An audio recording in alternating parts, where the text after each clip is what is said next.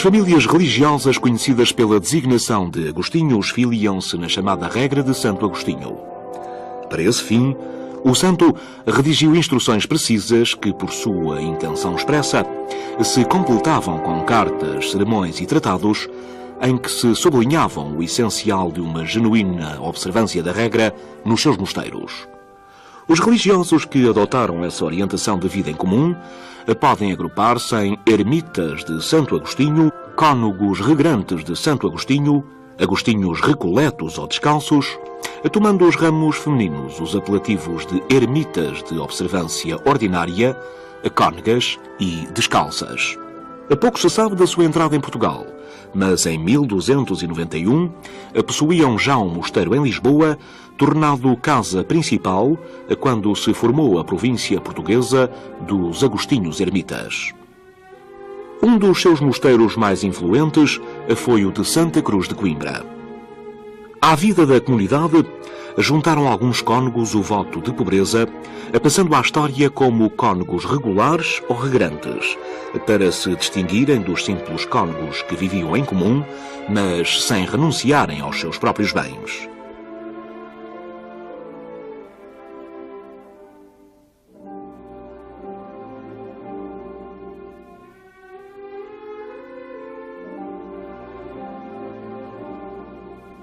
Protegido por Dom Afonso Henriques e por seu filho Dom Sancho, e dotado por eles de grande património, nele foram, por sua expressa vontade, sepultados.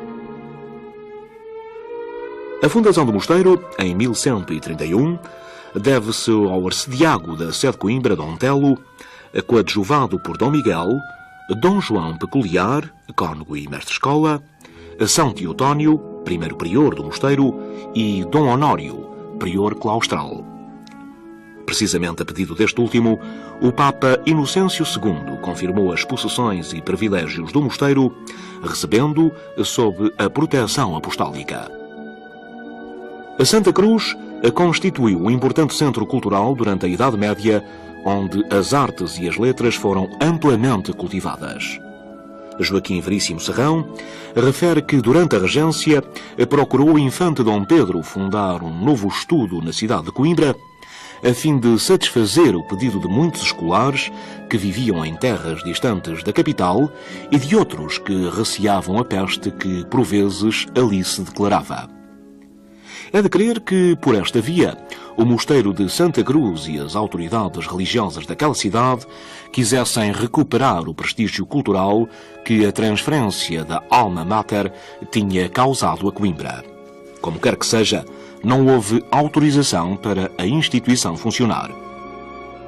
No início do século XIV, Coimbra volta a ter estudos, mas só em 1537 a universidade se radica definitivamente na cidade, passando a constituir um dos seus polos dinamizadores mais influentes.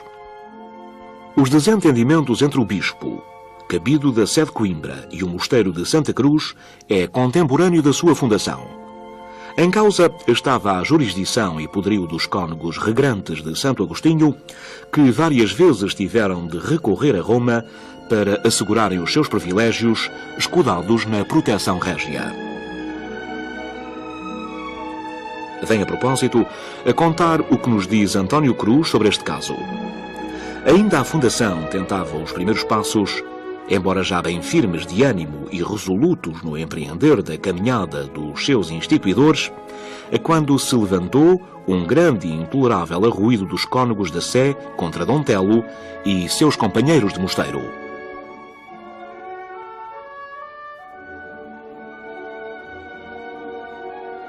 Ao que pretendia o cabido, o convento devia fazer-lhes doação de todos os seus bens, para assim lhes ficar subordinado. Na pretensão, veio a originar-se a contenda que depois se arrastou ao longo de séculos. E logo Dom Telo, vendo o perigo que se lhe aparelhava, adalou direito a Pisa, no propósito de implorar de Inocêncio II que recebesse o novo mosteiro debaixo da sua proteção, concedendo-lhe assim a liberdade e isenção de que bem carecia para cuidar do futuro do convento e da ordem.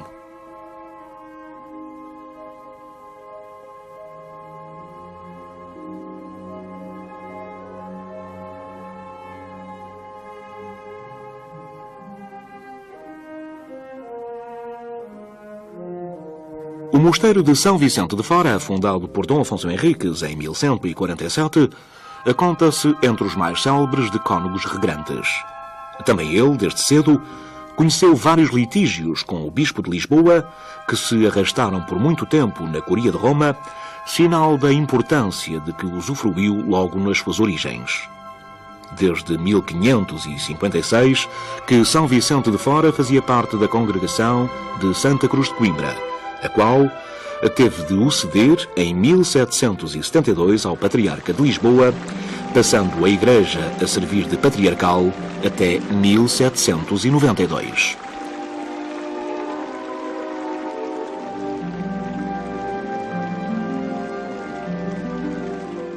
Roriz era outro mosteiro que se encontrava dependente dos cônegos regrantes de Santa Cruz de Coimbra, desde que, em 1173, Dom Afonso Henriques doara o primitivo cenóbio aos Crúzios. Dele subsistem ainda a igreja românica e o arruinado claustro, ambos situados num alto que domina o vale de Vizela. O templo, datado de 1228, segundo a inscrição que se encontra num dos portais, preserva ainda um nobre aspecto arquitetónico, em parte recuperado pelas obras de restauro efetuadas em 1936. Na frontaria, rematada no fastígio por uma cruz recortada românica, rasga-se o belo pórtico dos meados do século XIII, de 3 arquivoltas levemente apontadas, sobreposto pela graciosa rosácea, moldurada e boleada.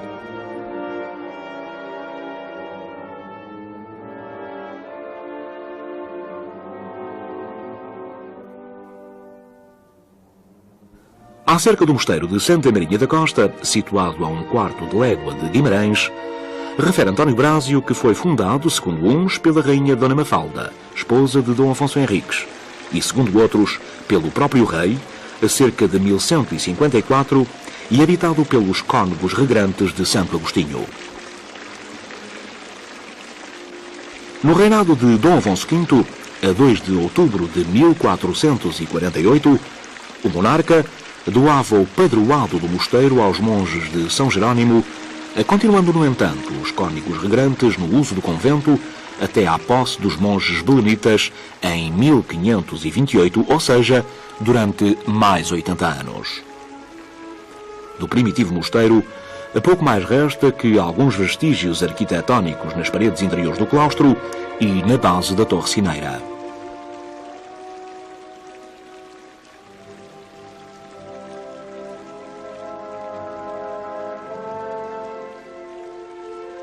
Por volta de 1540, recorre Dom João III ao Papa Paulo III, dizendo-lhe que no seu reino existiam muitos religiosos de São Jerónimo, alguns pouco sábios, e que não era conveniente à sua observância saírem a estudar fora dos seus claustros. Por essa razão, o rei instituíra um colégio no mosteiro da Costa do Arcebispado de Braga para os religiosos dessa ordem. Tornou-se Guimarães, nos meados do século XVI, como diz Alfredo Pimenta, um foco poderoso de erudição teológica, filosófica e humanística, alimentado pelo Colégio da Costa. Fruto da presença dos frades belenitas é a formosa varanda de Frei Jerónimo, autêntico salão ao ar livre, disposta no enquadramento da enorme ala oriental, onde se situavam as celas do convento, hoje adaptadas como o resto do edifício à pousada nacional.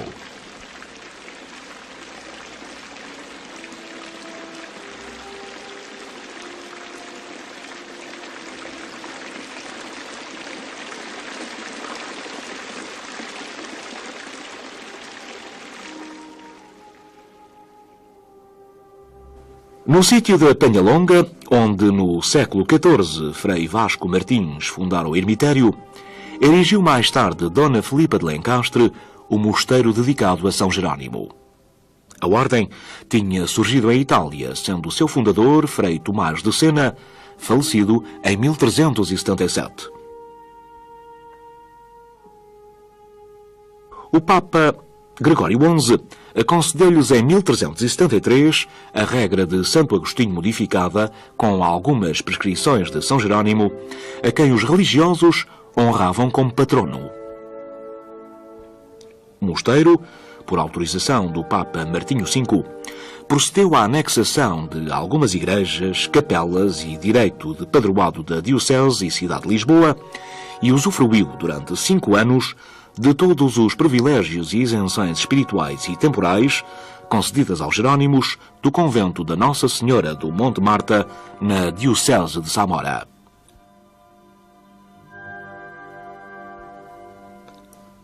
Em outubro de 1448, Nicolau V fez do mosteiro da Penhalonga cabeça de toda a ordem em Portugal, passando a seu prior à categoria de geral dos mosteiros e frades portugueses que ficaram imediatamente sujeitos à Sé Apostólica. O rei Dom Manuel doou-lhes, entre outros, o mosteiro construído junto ao grandioso templo que mandou erguer no lugar da antiga igreja de Santa Maria de Belém, fundada pelo infante Dom Henrique, com a obrigação de dizerem todos os dias uma missa por alma do Mestre da Ordem de Cristo e gozando da faculdade de confessar os navegantes e peregrinos, absolvendo-os dos casos reservados à Santa Sé e de todos os privilégios dos mosteiros da Ordem.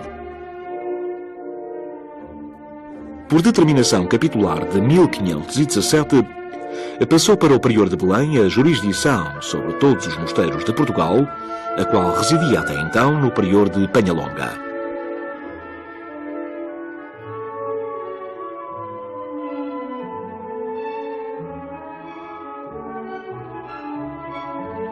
Segundo a tradição, os carmelitas proviriam do Monte Carmelo, na Palestina, e teriam sido fundados pelo profeta Elias, mas, historicamente, a ordem data do século XII. Em Portugal, a primeira fundação foi a do Convento de Moura, na segunda metade do século XIII. Só no século XV, após a construção do convento de Nossa Senhora do Carmo em Lisboa, pelo beato Nuno Álvares Pereira, se começaram a desenvolver os carmelitas portugueses, constituindo província desde 1423, ano em que o condestável tomou o hábito de donato, renunciando à vida de guerreiro. Em 1755, a igreja e o convento sofreram grandes estragos provocados pelo terremoto e pelo incêndio que lhe sobreveio, não voltando a igreja a ser reconstruída. Em 1404, a pouco tempo depois da construção do moinho de Maré de Corroios no esteiro do Seixal do Rio Tejo, o condestável doa todos os bens que possuía na área ao convento do Carmo, iniciando os carmelitas a construção de novos moinhos de marés. Mais tarde, a partir de 1489, procedem ao afuramento do moinho de Corroios por 3 vidas a Vicente Anes, com renda anual de 6 moios de trigo, postos no seu celeiro, sem despesa alguma da comunidade.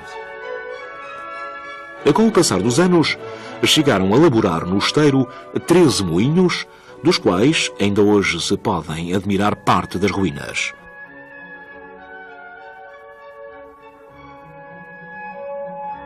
Recentemente, a Câmara Municipal do Seixal recuperou o moinho de Corroios, que se encontra a funcionar, passados que são 588 anos da sua edificação.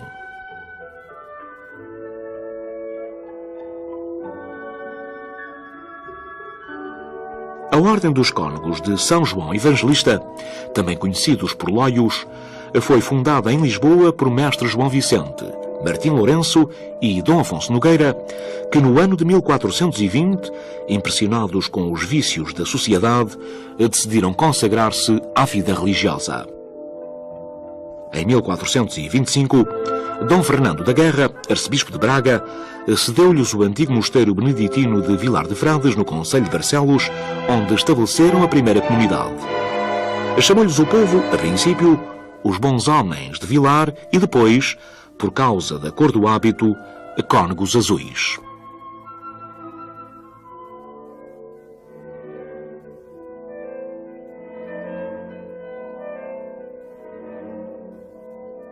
Possuíram vários conventos em Portugal, entre eles o de Nossa Senhora da Assunção de Arraiolos, começado a construir em 1527, à custa de João Garcês, que lançou a primeira pedra do edifício a 14 de agosto daquele ano e, em 1532, o entregou, já concluído, aos padres de Sant Eloi, que nele abriram um hospital.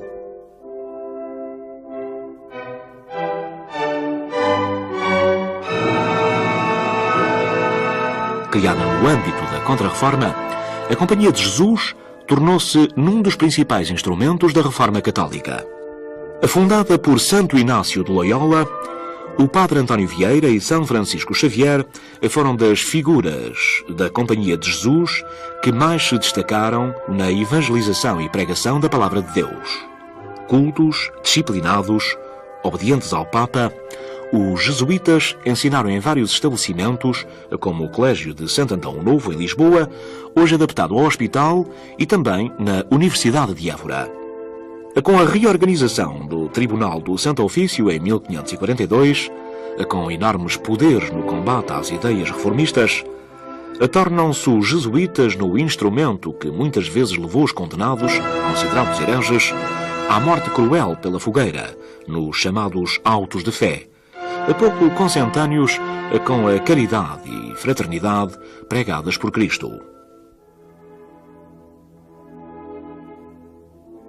Todas as ordens religiosas possuíram ramos femininos que tomaram quase sempre as designações dos ramos masculinos. No entanto, houve ordens estritamente femininas. Nos mosteiros da Ordem de Santa Clara, houve distinção semelhante à de conventuais e observantes. Algumas freiras seguiam a regra austera dada por São Francisco, outras aproveitaram as mitigações concedidas por Urbano IV. Daí a dupla denominação de claristas ou de primeira regra e urbanistas ou da segunda. Ambas as regras tiveram mosteiros em Portugal. Esta ordem foi fundada em 1212 por Santa Clara de Assis. Dela faziam parte os 3 votos: castidade, pobreza e obediência. Dos vários mosteiros que possuíam em Portugal, conta-se o de Santa Clara a Velha de Coimbra, fundado por Dom Mor Dias no último quartel do século XIII. Em Lisboa, possuíam o convento da Madre de Deus, fundada pela Rainha Dona Leonor de Lencastre, que o doou às claristas do convento de Jesus de Setúbal.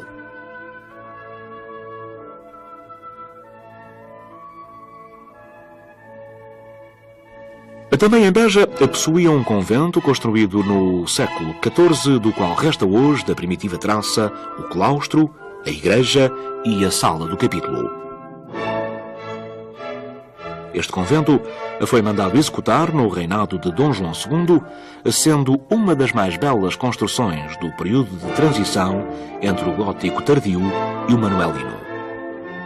No convento da Conceição está instalado presentemente o Museu Rainha Dona Leonor. O hábito das claristas é constituído por uma túnica de tecido tosco, cinzento escuro ou preto, atado à cintura com um cordão branco, véu preto na cabeça e sandálias nos pés. A fundadora da ordem nasceu em Assis no ano de 1193 e morreu em 1253. Aos 18 anos, impelida por irresistível vontade religiosa, fugiu da casa paterna para ir tomar a direção espiritual de São Francisco de Assis. Em Setúbal foi construído um dos mais importantes conventos de claristas. A sua fundação deve-se a Justa Rodrigues Pereira, senhora nobre, natural de Beja, que foi ama do rei Dom Manuel. A sua construção data de 1490 e deu o risco para esta obra Mestre Boitaca. Situado no lugar chamado Sapal do Trono, cujo terreno pertencia à coroa ou ao município, foi doado por Dom Afonso V a Álvaro Dias, que por sua morte o doou à Confraria da Anunciação, à qual a fundadora o comprou para a sua piedosa construção. Lançou a primeira pedra em 17 de agosto de 1490 o bispo de Ceuta, Dom Justo.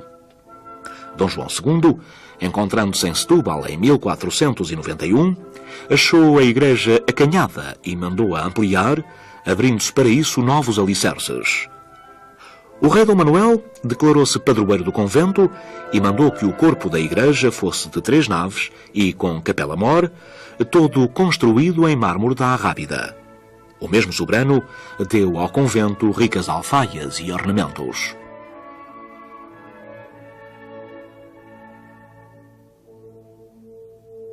O terremoto de 1858, que devastou Setúbal, causou graves prejuízos ao convento e igreja, tendo sido feitas depois várias obras para as quais concorreu o rei Dom Pedro V e vários devotos.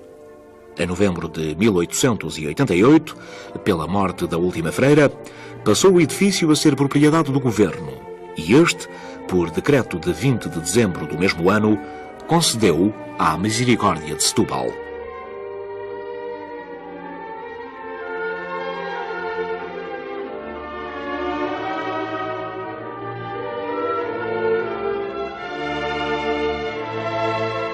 Anexo à igreja, encontra-se instalado o Museu de Setúbal, que abriga um importante espólio de pintura, escultura, orivesaria, mobiliário, azulejaria, arqueologia e numismática.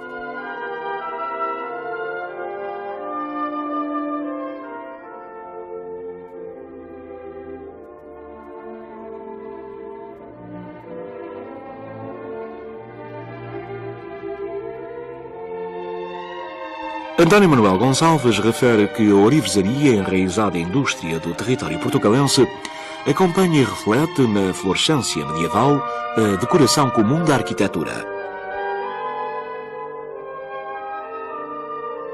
A peça sacra de metal nobre, funcional como elemento decorativo de um templo e como alfaia litúrgica, requeria-se artefacto simples, puro, com linguagem e estrutura acessíveis ao povo cristão. Ávidos de presentear as igrejas com dádivas que significassem gratidão pelo auxílio do Senhor, os cavaleiros e os sacerdotes encontravam nos artífices uma comunhão de crenças e aspirações tão elevadas que, ao serviço da sua arte, deram origem a obras de alto mérito, absolutamente concordantes com o fim a que se destinavam, de formas puras e excelente fabrico. Dentro do genérico movimento europeu da Idade Média, as primeiras oficinas peninsulares de Torêntica surgiram nos mosteiros. A regra de São Bento, que serviu de modelo e de tipo a quase todas as regras monásticas do Ocidente, prescrevia aos seus religiosos a prática de todas as artes necessárias, mesmo no interior do seu convento, para evitar que os monges encontrassem no exterior oportunidades para perigosas distrações. Mais tarde, os artífices não circunscritos ao âmbito conventual organizaram-se em corporações e estabeleceram tendas nas cidades. Ali serviam a cleresia secular e regular e, simultaneamente, príncipes e nobres, produzindo peças religiosas e profanas. As práticas religiosas em mosteiros e conventos sujeitavam-se aos cânones preceituados pela Igreja, que, a partir do ano 1000, proibiu o uso nas alfaias da madeira, do vidro e do cobre. Em sua substituição, recomendava a aplicação de metais nobres, embora tolerasse o estanho e o cobre dourados e o vidro, que, segundo a tradição, era a matéria do Santo Graal. O luxo da mesa e a ostentação a que algumas ordens religiosas chegaram está patente no conjunto de alfaias que sobreviveram até aos nossos dias. Para além de refletirem e acompanharem os gostos estéticos das épocas em que foram fabricadas, as alfaias litúrgicas em ouro e prata denunciam os contrastes e as vicissitudes pátrias. Lembramos, por exemplo, que as visitações feitas às igrejas nunca se esqueciam de inventariar as peças existentes e recomendar, se fosse caso disso, o seu arranjo ou substituição.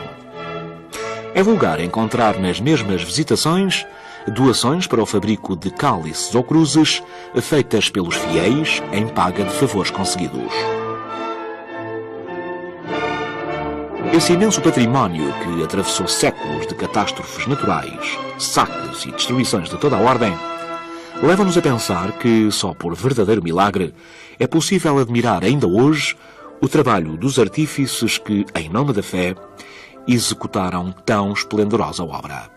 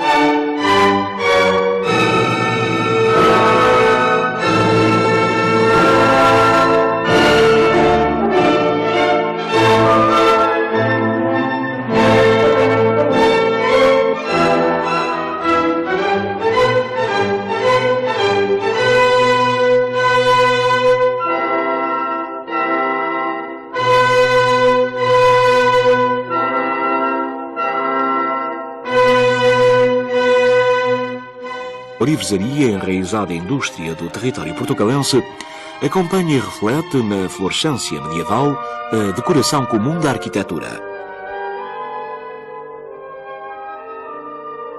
A peça sacra de metal nobre, funcional como elemento decorativo de um templo e como alfaia litúrgica, requeria-se artefacto simples, puro, com linguagem e estrutura acessíveis ao povo cristão. Ávidos de presentear as igrejas com dádivas que significassem gratidão pelo auxílio do Senhor, os cavaleiros e os sacerdotes encontravam nos artífices uma comunhão de crenças e aspirações tão elevadas que, ao serviço da sua arte, deram origem a obras de alto mérito, absolutamente concordantes com o fim a que se destinavam, de formas puras e excelente fabrico. Dentro do genérico movimento europeu da Idade Média, as primeiras oficinas peninsulares de Torêntica surgiram nos mosteiros. A regra de São Bento, que serviu de modelo e de tipo a quase todas as regras monásticas do Ocidente, prescrevia aos seus religiosos a prática de todas as artes necessárias, mesmo no interior do seu convento, para evitar que os monges encontrassem no exterior oportunidades para perigosas distrações. Mais tarde, os artífices não circunscritos ao âmbito conventual organizaram-se em corporações e estabeleceram tendas nas cidades. Ali, serviam a cleresia secular e regular e, simultaneamente, príncipes e nobres, produzindo peças religiosas e profanas. As práticas religiosas em mosteiros e conventos sujeitavam-se aos cânones preceituados pela Igreja, que, a partir do ano 1000, proibiu o uso nas alfaias da madeira, do vidro e do cobre. Em sua substituição, recomendava a aplicação de metais nobres, embora tolerasse o estanho e o cobre dourados e o vidro, que, segundo a tradição, era a matéria do Santo Graal. O luxo da mesa e a ostentação a que algumas ordens religiosas chegaram está patente no conjunto de alfaias que sobreviveram até aos nossos dias. Para além de refletirem e acompanharem os gostos estéticos das épocas em que foram fabricadas, as alfaias litúrgicas em ouro e prata denunciam os contrastes e as vicissitudes pátrias. Lembremos, por exemplo, que as visitações feitas às igrejas nunca se esqueciam de inventariar as peças existentes e recomendar, se fosse caso disso, o seu arranjo ou substituição. É vulgar encontrar nas mesmas visitações doações para o fabrico de cálices ou cruzes feitas pelos fiéis, ano em que o condestável tomou o hábito de donato, renunciando à vida de guerreiro. Em 1755, a igreja e o convento sofreram grandes estragos provocados pelo terremoto e pelo incêndio que lhe sobreveio, não voltando a igreja a ser reconstruída. Em 1404, a pouco tempo depois da construção do moinho de maré de Corroios no esteiro do Seixal do Rio Tejo, o condestável doa todos os bens que possuía na área ao convento do Carmo. iniciando os carmelitas a construção de novos moinhos de marés. Mais tarde, a partir de 1489, procedem ao afuramento do moinho de Corroios por 3 vidas a Vicente Anes, com renda anual de 6 moios de trigo, postos no seu celeiro, sem despesa alguma da comunidade. Com o passar dos anos, chegaram a laborar no esteiro 13 moinhos, dos quais ainda hoje se podem admirar parte das ruínas.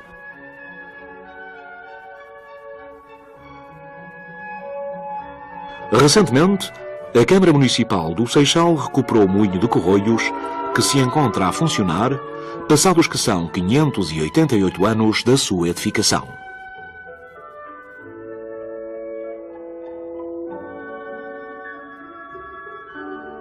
A Ordem dos Cônegos de São João Evangelista, também conhecidos por Loios, foi fundada em Lisboa por Mestre João Vicente, Martim Lourenço e Dom Afonso Nogueira, que no ano de 1420, impressionados com os vícios da sociedade, decidiram consagrar-se à vida religiosa. Em 1425, Dom Fernando da Guerra, arcebispo de Braga, cedeu-lhes o antigo mosteiro beneditino de Vilar de Frades, no concelho de Barcelos, onde estabeleceram a primeira comunidade. Chamou-lhes o povo, a princípio, os bons homens de Vilar e depois, por causa da cor do hábito, cônegos azuis.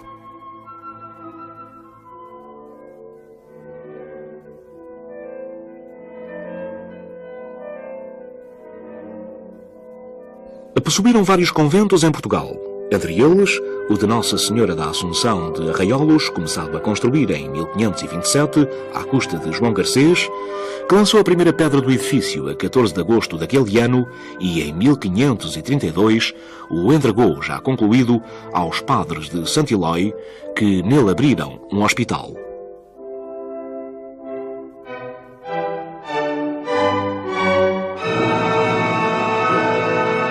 Criada no âmbito da Contra-Reforma, a Companhia de Jesus tornou-se num dos principais instrumentos da Reforma Católica. Os cavaleiros e os sacerdotes encontravam nos artífices uma comunhão de crenças e aspirações tão elevadas que, ao serviço da sua arte, deram origem a obras de alto mérito, absolutamente concordantes com o fim a que se destinavam, de formas puras e excelente fabrico. Dentro do genérico movimento europeu da Idade Média, as primeiras oficinas peninsulares de Torêntica surgiram nos mosteiros. A regra de São Bento, que serviu de modelo e de tipo a quase todas as regras monásticas do Ocidente, prescrevia aos seus religiosos a prática de todas as artes necessárias, mesmo no interior do seu convento, para evitar que os monges encontrassem no exterior oportunidades para perigosas distrações. Mais tarde, os artífices não circunscritos ao âmbito conventual organizaram-se em corporações e estabeleceram tendas nas cidades.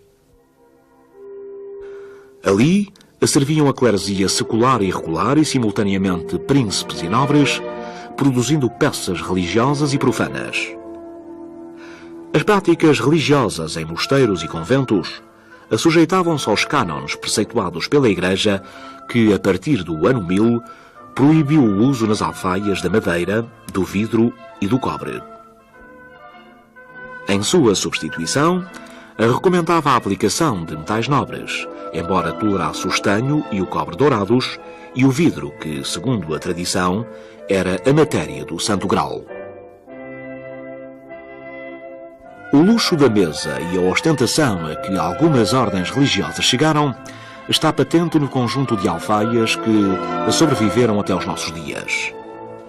Para além de refletirem e acompanharem os gostos estéticos das épocas em que foram fabricadas, as alfaias litúrgicas em ouro e prata denunciam os contrastes e as vicissitudes pátrias. Lembremos, por exemplo, que as visitações feitas às igrejas nunca se esqueciam de inventariar as peças existentes e recomendar, se fosse caso disso, o seu arranjo ou substituição. É vulgar encontrar nas mesmas visitações doações para o fabrico de cálices ou cruzes feitas pelos fiéis em paga de favores conseguidos. Esse imenso património que atravessou séculos de catástrofes naturais, saques e destruições de toda a ordem, leva-nos a pensar que só por verdadeiro milagre é possível admirar ainda hoje o trabalho dos artífices que, em nome da fé, executaram tão esplendorosa obra.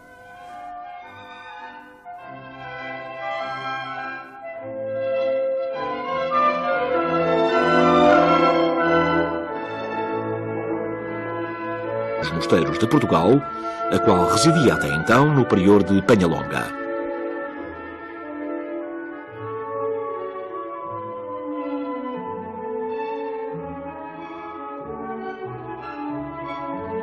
Segundo a tradição, os carmelitas proviriam do Monte Carmelo, na Palestina, e teriam sido fundados pelo profeta Elias, mas, historicamente, a ordem data do século XII. Em Portugal, a primeira fundação foi a do Convento de Moura na segunda metade do século XIII.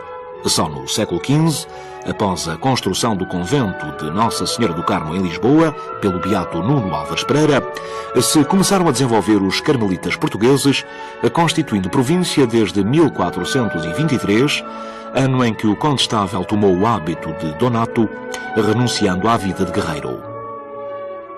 Em 1755, a igreja e o convento sofreram grandes estragos provocados pelo terremoto e pelo incêndio que lhe sobreveio, não voltando a igreja a ser reconstruída.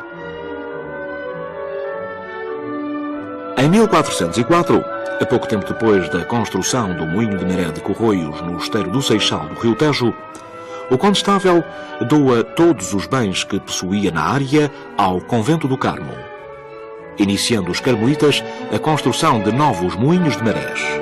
Mais tarde, a partir de 1489, procedem ao afuramento do moinho de Corroios por 3 vidas a Vicente Anes, com renda anual de 6 moios de trigo, postos no seu celeiro, sem despesa alguma da comunidade. Com o passar dos anos, chegaram a laborar no esteiro 13 moinhos, dos quais ainda hoje se podem admirar parte das ruínas.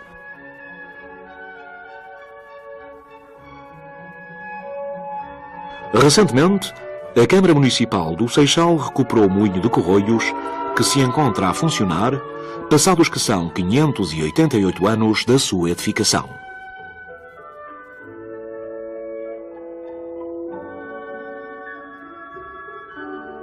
A Ordem dos Cônegos de São João Evangelista, também conhecidos por Loios, foi fundada em Lisboa por Mestre João Vicente, Martim Lourenço e Dom Afonso Nogueira, que no ano de 1420, impressionados com os vícios da sociedade, decidiram consagrar-se à vida religiosa. Em 1425, Dom Fernando da Guerra, arcebispo de Braga, cedeu-lhes o antigo mosteiro beneditino de Vilar de Frades, no concelho de Barcelos, onde estabeleceram a primeira comunidade. Chamou-lhes o povo, a princípio, os bons homens de Vilar e depois, por causa da cordoana da comunidade. Com o passar dos anos, chegaram a laborar no esteiro 13 moinhos, dos quais ainda hoje se podem admirar parte das ruínas.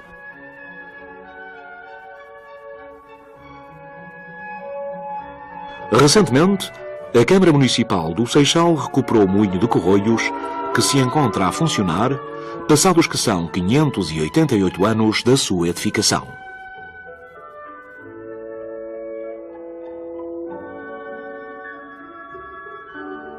A Ordem dos Cônegos de São João Evangelista, também conhecidos por Loios, foi fundada em Lisboa por Mestre João Vicente, Martim Lourenço e Dom Afonso Nogueira, que no ano de 1420, impressionados com os vícios da sociedade, decidiram consagrar-se à vida religiosa. Em 1425, Dom Fernando da Guerra, arcebispo de Braga, cedeu-lhes o antigo mosteiro beneditino de Vilar de Frades, no concelho de Barcelos, onde estabeleceram a primeira comunidade. Chamou-lhes o povo, a princípio, os bons homens de Vilar e depois, por causa da cor do hábito, cônegos azuis.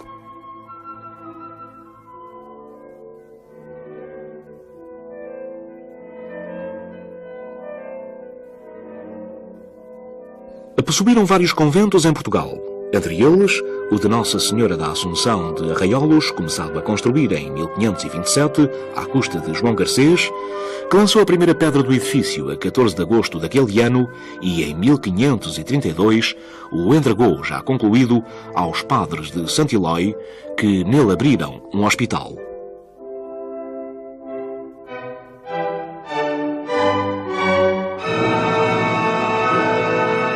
Criada no âmbito da Contra-Reforma, a Companhia de Jesus tornou-se num dos principais instrumentos da Reforma Católica.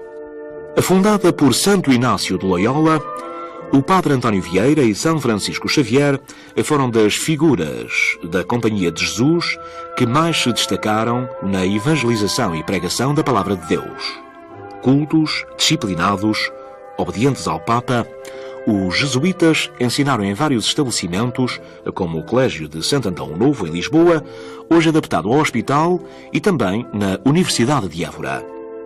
Com a reorganização do Tribunal do Santo Ofício em 1542, com enormes poderes no combate às ideias reformistas, tornam-se os jesuítas no instrumento que muitas vezes levou os condenados, considerados hereges, à morte cruel pela fogueira, nos chamados autos de fé, pouco consentâneos com a caridade e fraternidade pregadas por Cristo.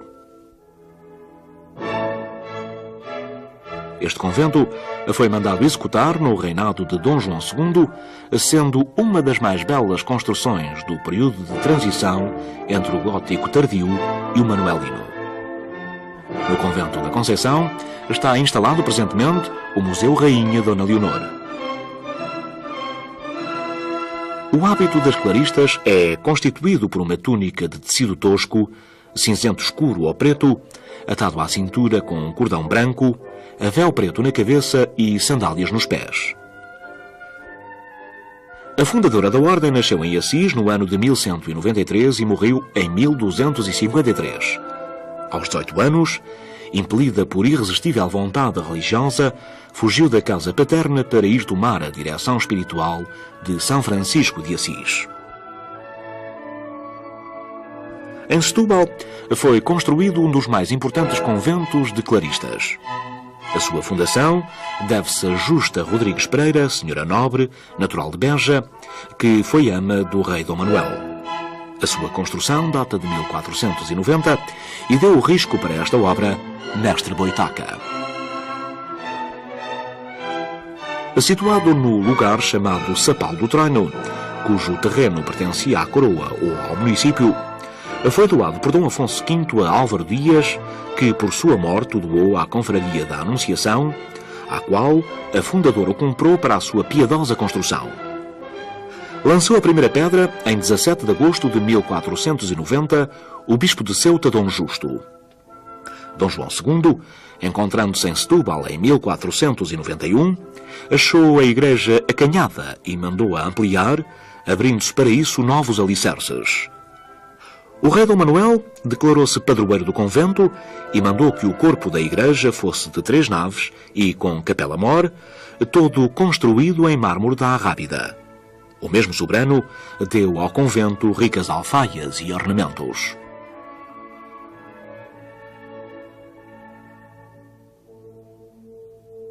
O terremoto de 1858, que devastou Setúbal, causou graves prejuízos ao convento e igreja, tendo sido feitas depois várias obras para as quais concorreu o rei Dom Pedro V e vários devotos. Em novembro de 1888, pela morte da última freira, passou o edifício a ser propriedade do governo e este, por decreto de 20 de dezembro do mesmo ano, concedeu-o à Misericórdia de Setúbal.